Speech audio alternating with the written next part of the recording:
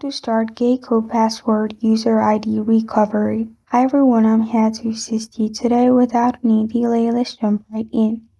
First, open GEICO's website.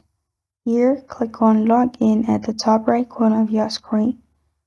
After you've clicked on Login at the top right, again click on Login. After you've clicked on Login in here, it will lead you to this page. Here, click on Need Help Logging In. After you've clicked on Need Help Logging In, it will lead you to this page. Here, please select. You can simply click on it and select what you can access: email address, user ID, policy number, and in my case, I'm doing email address. Add your email address, then add your date of birth at the bottom. And after you've added your month, days, and year, press on Continue. It will lead you to a different page as verification code will be sent to your mail.